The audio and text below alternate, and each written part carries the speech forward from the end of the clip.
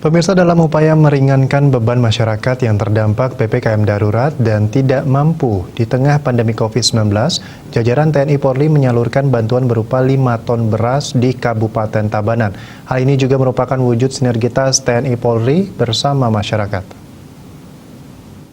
Tabanan AKBP Mario Kristi PS Regar dan Dandim 1619 Tabanan Letkol Infantri Ferry Ardianto memimpin penyaluran bansos berupa beras untuk dibagikan kepada masyarakat.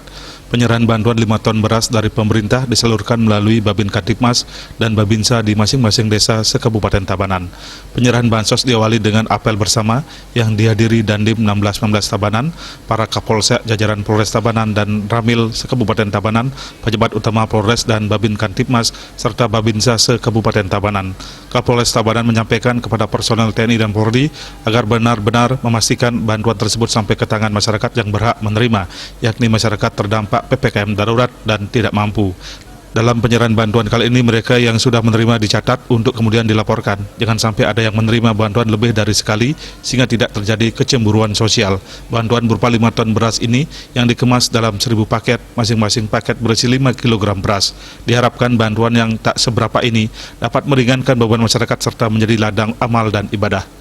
Sementara Dandim 1619 Tabanan Letkol Infantri Ferry Ardianto menyampaikan agar para personel melaksanakan tugas dengan ikhlas dan penuh rasa tanggung jawab, serta tetap menghimbau masyarakat untuk patuh pada peraturan pemerintah dan mentaati protokol kesehatan. Raiswantaro, Bali TV.